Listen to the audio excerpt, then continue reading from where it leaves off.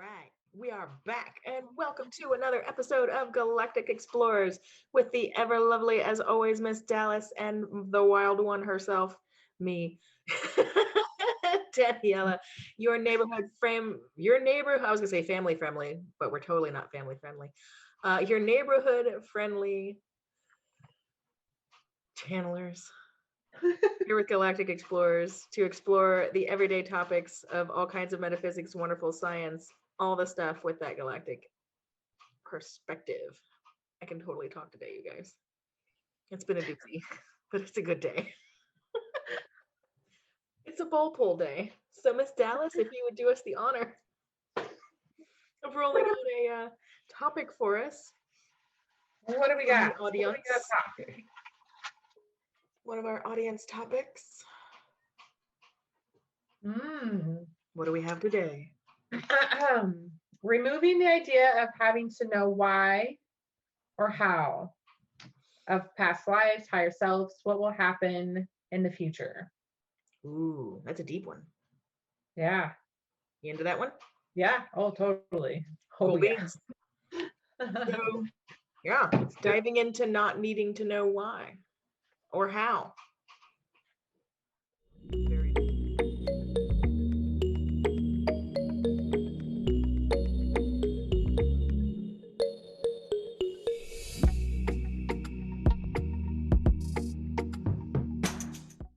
very interesting topic. Yeah. So for you, So yeah, I was gonna say. So for you, what does not needing to know why or how mean to you, as far as like an everyday sort of perspective, practice, reality? What does that mean to you to not need to know why or how? I think it's the energy that I can pick up from stuff. Stuff being Like if anything comes up of, maybe the old wives' tales of a black cat crosses your path. Or you break a mirror or you the break circumstances, something. you mean? Yeah. The situation. It's like, well, it was an accident. Accidents happen. I don't feel like I have impelled myself to eternal doom in the future. I just had an accident and I move on. So I think it's just whatever the vibe that you pick up from whatever circumstance it is, or the idea of it is. Maybe. But there's some people that would try and read into that anyway and project and say that they're picking up a vibe from it. Well, so even if they are, so say in those instances, for instance, if like it's a circumstance where you are picking up vibes from it or it would trigger you, what are the ways that you don't let stuff trigger you about working through your work without needing to know the why?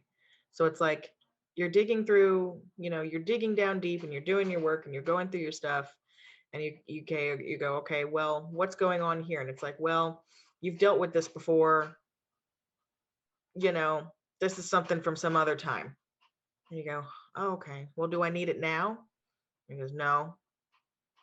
It's like, well, how do you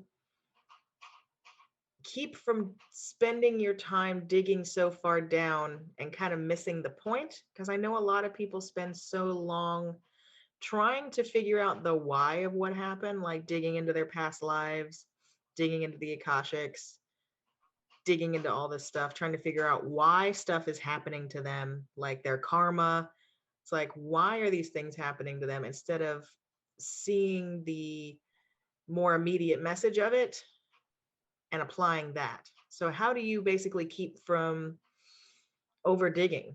That's, I think, really the question there is like, so when you do find something that's triggering and you do go in to investigate, how do you keep from rabbit holing so bad that you miss the point? I think that's where that one's coming from. Right. And it's totally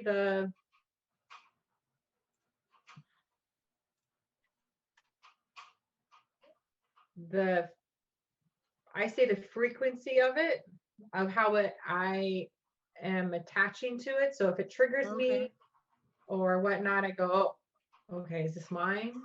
Mm-hmm. Okay, it is mine. Okay. Mm-hmm. So what do I need to look at? How do I need to look at this? Or what, Right. I got to ask the questions, or I kind of will sit with it. I just got to sit Mm-hmm. with it and just feel. And sometimes you do go down that rabbit hole and you go, oh, am I just keep on, am I cycling? Am I repeating the same thing over? Okay, go back and then go from a different point of view. Mm-hmm. It's something, it's practice. I think that's something you have to practice, and you have to kind of see it from another you got to see it on the outside of yourself, if that makes Mm-hmm. sense. Yeah. Yeah, definitely. It feels a lot of times, because sometimes you just get in it, and it's like you want to know why or how, or it's like your brain kind of gets away from you. Right. And I think you have to, the thing that keeps popping up for me, the only like maybe the way I can make sense of this question is of like when my parents died, Mm, or when my dad died. Okay, why? Because there was a trauma. So why did that happen? Why did that happen to our family? Why did this happen? Why? It was to a point where I had to go, I have to surrender that, because he died. That's his. right. I was gonna say, it's like, so how did you surrender it? Because for a lot of people, which is interesting, is for a lot of people, they say that they struggle with surrendering it, with letting it go, and that's like been a big topic that you and I talked in the background about, um, the phases and ways of letting go. But it's like, so in your mind, then, how do you surrender? How do you let go? What does that mean physically, mentally, as far as a process for people? Well, it's definitely different for everyone. Sure. And So what's yours as an example? visually for me, it's I'm trying to think. I do some breathing techniques Yeah. and Break visualize down. it, Break down. and I'll bring it up and I let it go. Mm. And it dissipates, right? And so the air will neutralize it and take care of it, and it's gone. So that's one way that I've done it. There's so many ways, Yeah. and depending on what the idea of or what I'm dealing with. Mm-hmm. But usually breath has been the easiest to go, Mm. okay, I can do this as a physical way. Mm-hmm. I let it out. I hear the noise. It's all the senses. So I try to, that's how I have let things go or surrender them. Yeah. Surrendering them, I guess I surrender of, I'll ask the universe, like, or my angels or my guides of, hey team, this is the situation. Here. And I literally just throw it and it's like, Yeah. there, I've totally deal done, with yeah. it, Yep. filter Yeah. it, let me get the clear answer, and Literally I'll hand go. it over, in a sense, almost like physically. Yeah. Just be like, all right, Right. And I just go, oops, like, yep. It's interesting here. too. The thought just came to mind where people talk about giving it over to God. And I think we've talked about this in one of our earlier podcast episodes, but it's that same kind of energy, but it's like, instead of the idea of giving it over to God in the sense that God being like this third party overarching, patriarchal entity, and instead giving it over to God in the sense that you're giving it over to your higher self, your spirit guides. It's like it's like you're giving it over to the bit larger part of you, which in a sense is God, but it's a different terminology, and then that different energetic that's behind that. But yeah, it's that same kind of thing where it's like, as for surrender for me, is the breathing. I definitely do a lot of breathing too, and the giving it up. That's something I've really started embracing more and more and more about everything.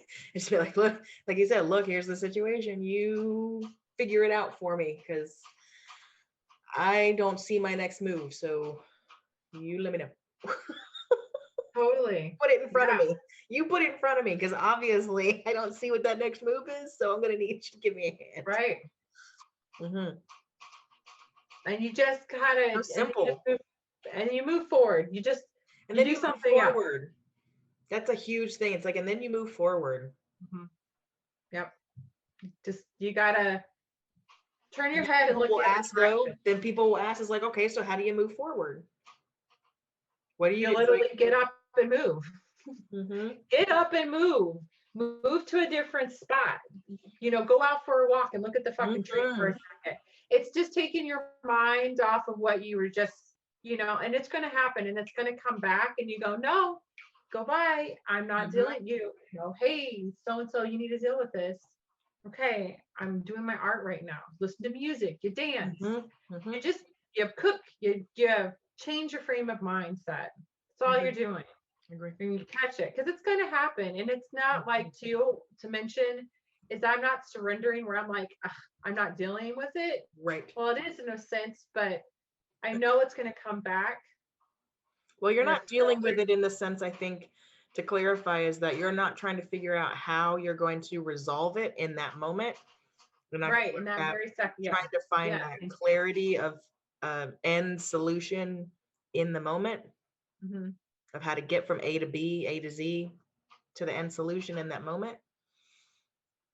But like you said, letting it come back around to you in that moment of inspiration, then all of a sudden, you're sitting there and going, oh, okay, this is how I can deal with it. And then moving forward in that, with that action, with that energy. Totally. Yeah. I mean, shoot, that could be a pretty short one if you want to pull another one. We actually got time. Yeah. That was pretty, just to be honest, coming from two separate people that live two very separate lives, in the sense that we have very different lifestyles, in the sense that I'm not married yet, and Dallas is married and has kids. There's very different lifestyle, right? It's like all wonderful and good and things, but right. So the approaches that we're going to come to you with aren't necessarily always going to be the same, but it's interesting that in this case that we both have a very resounding, almost identical approach, that we've come at it from two completely different perspectives, right? Come to a very similar conclusion with how to deal with that. Right. So I think we can call that one stamped, at least, because it's like we didn't even have a differing opinion. Coming from two different perspectives, we came to the same conclusion ultimately in life, right? It's a good one. All right, okay, one more for the people. We'll do this. We'll do a double. We'll do a double for the end of February, because February is short. We'll do a double for you. How about that? There you go. Okay, I'm kind of being cheating. I'm kind of cheating because there's one, and I don't know if we want to get into it. Keep going.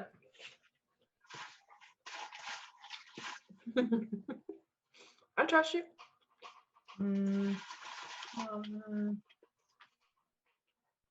Ooh, this is kind of a fun one. Roles of a spirit guide. Oh, there you go. Since we're talking about handing it over to spirit guides, I think that's a great thing. Our spirit team is there to handle stuff for us, because they're like our how does Bashar put it? They're the person on the mountain. There you go. Yeah. With the binoculars and all, and we, as the physical being, are the person in the valley. We can't see the whole horizon and the whole perspective that that person on the mountain can see. But we got that, we got that radio with our intuitive connection.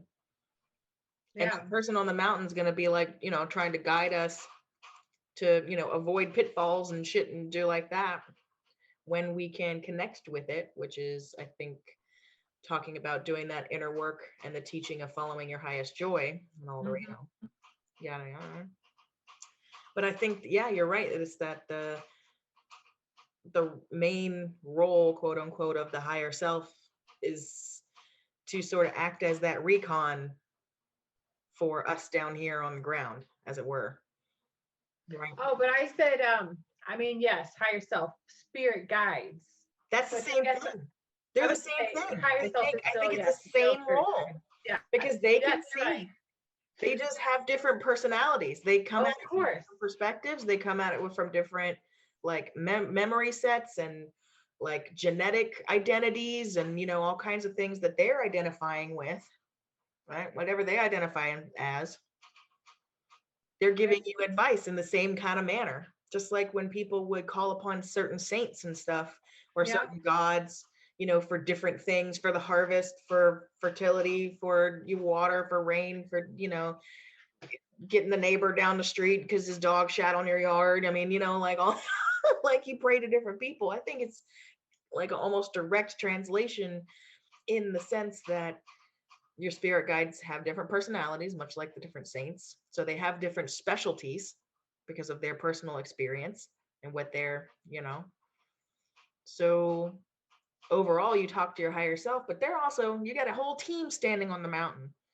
And it just depends on if you call, your sassy friend, like, do you call your sassy girlfriend or do you call your logical girlfriend? Or do you call, like, who do you call? Right.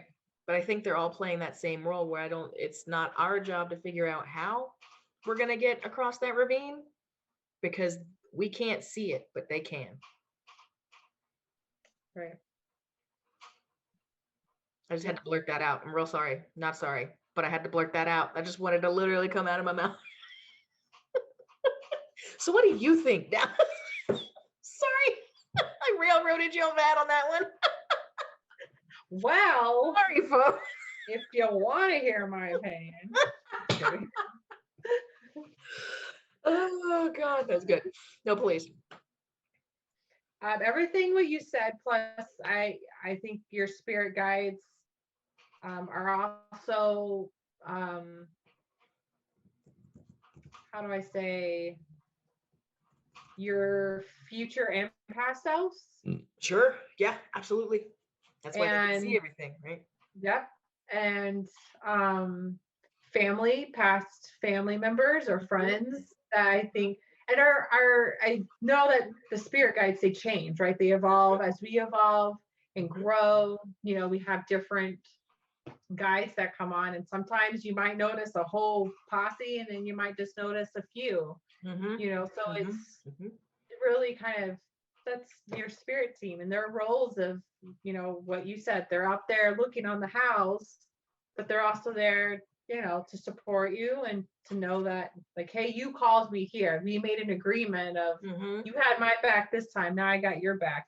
So they're there to just be there for you because you asked them to be there before even coming here. And to me, really that's funny? pretty magical thing. You saying that reminds me of something I just heard. Another channeler I love to listen to, Roxanne Sweetheart. For those of you who don't know her, Roxanne Sweetheart is an amazing channeler. She was talking, well, the entity was talking about, because you said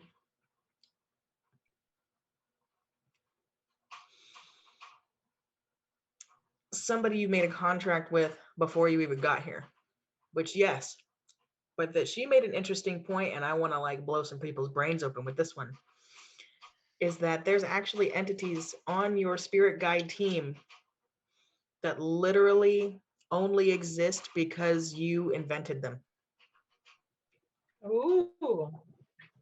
You literally invented certain potentially certain members of your team that literally, it's almost like you created an entity, a light entity to serve you in that purpose, that to come from a certain perspective to provide you with that particular guidance. It's like you literally, like almost, if you were God, you created an entity whose sole purpose was to help you from the mountain. Yeah. Not even an entity that has its own, like it's doing its own thing. Like we're over here doing our own thing. No. It's almost like a clone. Like it's like doesn't even have a purpose beyond. I can see that. It's almost like it's like I almost want to say an AI thing, but it's not. It's like spiritual AI. It's like spiritual tech, where you've created something to serve you, to watch over you, to help you, to guide you. And it's not it's less of a program and more of a entity, I guess, an energetic. But it's like Right. that idea was brought forward where it's like not all of your spirit guides are their own necessarily, like your mom or your ancestors or, a Right. Pleiadian or a blue avian or, whatever. Some of them are literally entities that are blank slated that are created, that you created to serve yourself in your own evolution. It's like, what? Yeah. I I mean, mean, I it, get it. It yeah. makes kind of makes sense, but it was like I've never heard it put that way. I was like, Yeah. food for thought on that one, y'all. Yeah. It's pretty interesting. Yeah. Come on. Yep. Yeah. Okay. I'm processing it. I'm Mhm. looking at it. I was gonna say with that, if you want to leave them processing on that one, that might be a good spot to lead us out with, right? Yeah, definitely. So so real quick, before we Yeah. close, Go ahead. how did you first start tapping into your spirit team? Um, Unbeknownst to myself, Right. if I'm being 100% honest, I've been doing it the entire time and just didn't realize it. I didn't Right. realize what the signs were. I didn't realize what the, you know, like the feelings meant.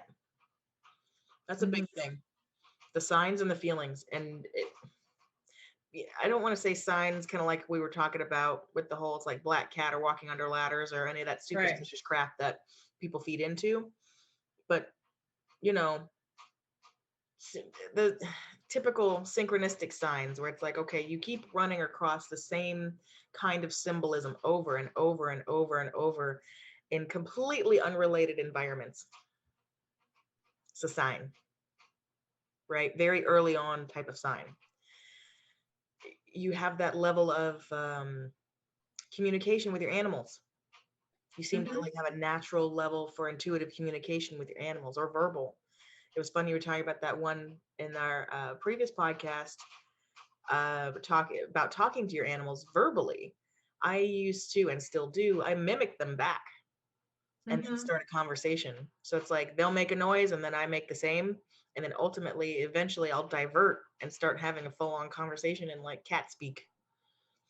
I don't know where it's coming from. It seems to be a conversation. They seem to understand what I'm talking about. But it's playing with those kinds of things and going, if this, then maybe that. I wonder. Right.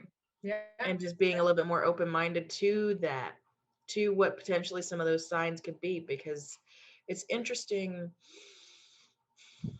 to grasp the scope of the ways in which your guides, in whatever form that they take, try to communicate with you, because they're going to try and put it in front of your face as they can manage, because they know that here in the density we're dense, Right. Right. dense but also dense, right? So they try and put it in your face. I mean, it's like that song on the radio that seemed like it was literally talking to you when you were feeling the feels. Yes, because it was. Right. Yeah. And whether that's you and your higher self playing that role and doing that game, and you want to call it that, cool beans. If that's like a spirit guide that's like, Rick rolling you and having a good time, cool, whatever. If that's like, if that's Nana up there, giving you a sign, cool, whatever. It's all the same thing. But I think it was really about being able to you talked about it before, give yourself the permission to see it for what it potentially really could be Hmm. and play with it. Oh yeah, most definitely. I think that's what it is. Yep. Just gotta play with it more and more. Mine was I through meditation, Mm-hmm. and I purposely was like asking for them to come forward. Yeah, I did that too. I did a bit of that too. So I was in a meditation, and I would ask, for one, energy to come through so I could feel that energy, Mm-hmm. and then say the name or whatever, and they'd step back and then come forward. So it was like Mm-hmm. knowing their vibration. Mm-hmm. And then I like, oh, there's different vibrations. Oh, there's Oh, it's different different one. people, Yeah. Mm-hmm. right? Or seeing, you know, closing through meditation of seeing them, Yeah. the third eye. I was Yep. like, okay, that's how many, you know. So that's how I learned Definitely. of a spirit team, and then just kind of like I should play with it more, like I used Yeah. to, They just because they just hit me over the freaking head, man. They just keep, I yeah, mean, they make it really obvious at this point, and maybe because I've already turned my perspective to go, okay, I'm looking now, yeah, right? totally. Yep. You see all the signs into music, they come through music Yeah. and symbols. I have a couple symbols that they will pop out of fucking literally nowhere. Right? Yeah. Nowhere. Like Yeah, I yeah. was doing laundry the other day and I looked down and there was a little paper heart. Mm-hmm. And I'm I like, remember you where did the telling me fuck about that, yeah. come from? At work. I was like, wasn't at home where we're doing crafts. So it's this little Yeah. things. You're like, okay, I know, okay. Okay. Okay. Yeah. Working with your spirit guides and what their role is, allowing them to do their role, which is to help you live an enjoyable life. Because yeah, you Mhm. came here to maybe transmute a lot of stuff, process a lot of experience, um, learn, like whatever you think that you may have come here to do, but you didn't come here alone to do it. You set Right. yourself up, I think, like exactly like you said, with a team of either entities that you made contracts with, or maybe even like Roxanne was putting forth the idea of creating entities just for that purpose of guiding you from the mountain. Um, and that really dovetails into giving that idea of whatever's worrying you or stressing you out or whatever you're working on, whatever's making you sad, all of these feelings, the solution, the ultimate solution of how to get there, what even the solution or resolution might be, to surrender it to that part of yourself, aka your team or your higher self, and letting it come back around through inspiration instead of spending your energy worrying on how to get there, how to do it, letting that go, moving forward, like you said, just take up and taking a walk, going and doing something else. Just get up and do something else, change the TV something, and let that inspiration come. That's brilliant. Those two dovetailed into each other very nicely. Yeah. See, spirit's with us all the time. Booyah! And on that note, lovelies, thank you for listening to us and hanging out with Dallas and I. As always, we truly appreciate you guys. If you ever have any questions, comments, or ideas for topics that you'd like for us to cover, check it out. Drop it for us in the comments, and check us out all over the social medias on Facebook, Instagram. I was gonna say Twitter, but we're not on. We're almost on Instagram, Facebook, Anchor, YouTube, and Spotify. So from us here at Galactic Explorers, we love you, we appreciate you, and we will see you next time. Like, share, and subscribe. We will see you there.